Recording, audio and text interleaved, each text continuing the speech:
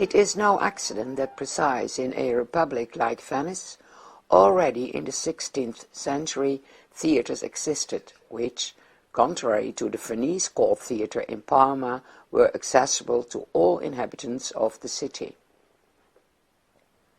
Thanks to the great success of opera, during the 17th century, several public theatres for the opera were built. But the architecture of all those theatres was comparable to the architecture of the court theatres. The U-shaped auditorium consisted of separate boxes. A greater part of the orchestra was used as parterre or pit, in which the less endowed spectators, only standing, could watch the performance.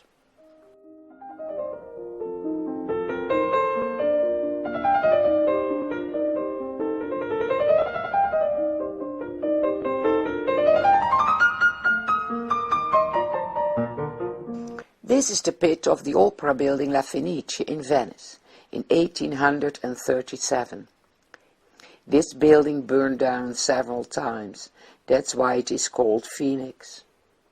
As is common nowadays in all theatres, the parterre of the Phoenix is filled with seats. Already in 1747 in the parterre of Teatro Argentina in Rome, seats were placed.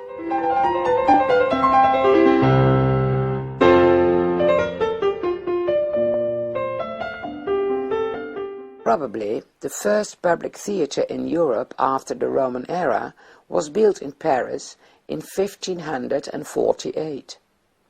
Note the scenery consisting of one perspective street.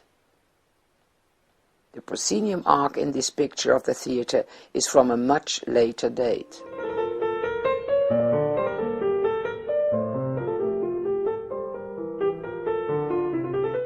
In this Hôtel de Bourgogne, a scene takes place of the play Cyrano de Bergerac, written in the 19th century by the French playwright Edmond Rostand.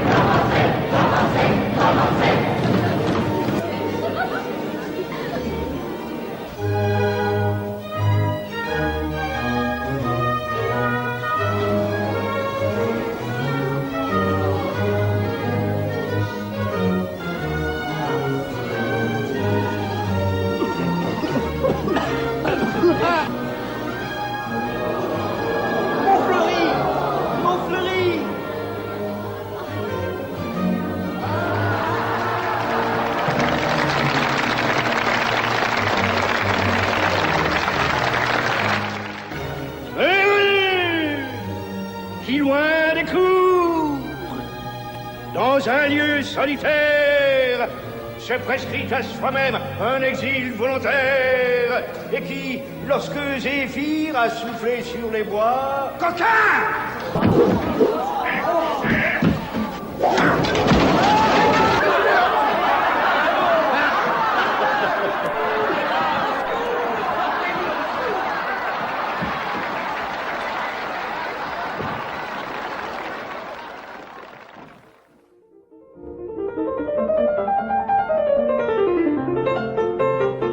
In the 17th century, perspective sceneries possessed more or less one vanishing point.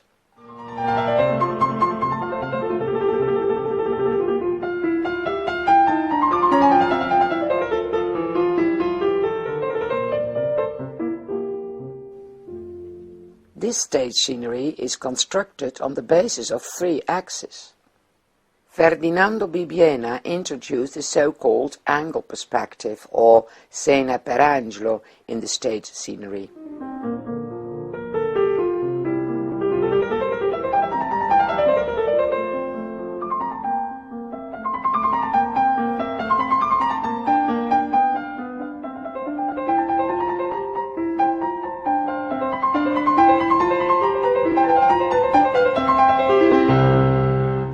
As a result of this angle perspective, the scenery space behind the stage could stay relatively small.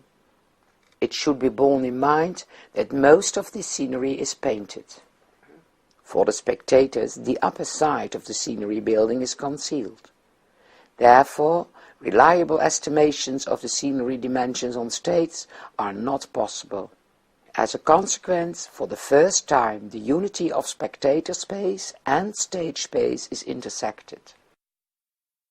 A modern variant of the Scena per Angelo can be seen in this scenery.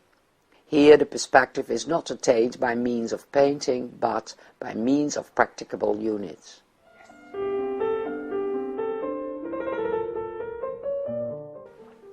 From the last renowned descendant of the Bibbiena family, this perspective stage scenery has been preserved.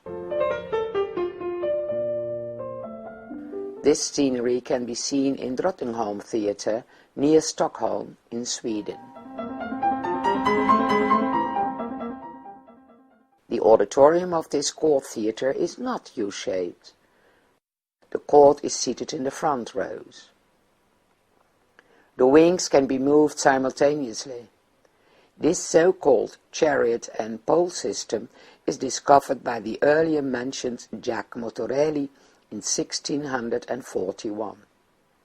The mechanism is placed downstage.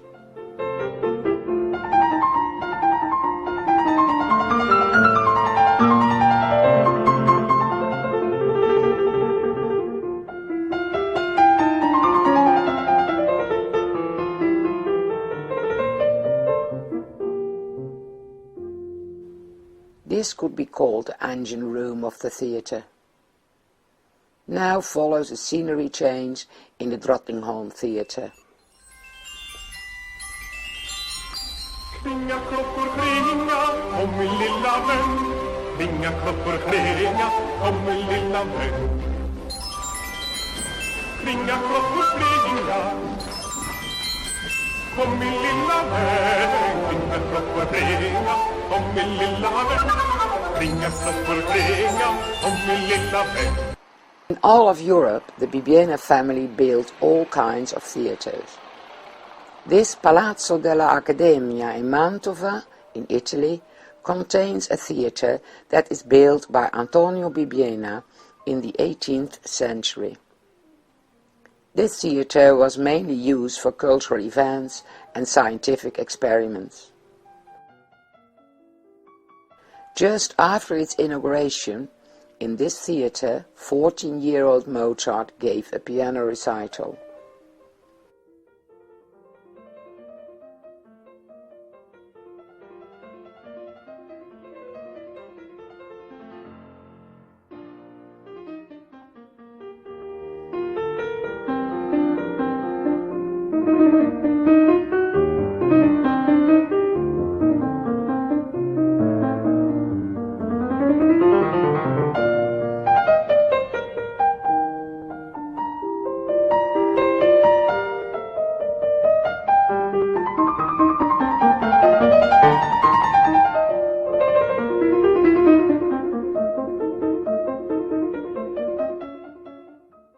In this special theatre, not suited for theatrical performances, a proscenium arch is hardly discernible.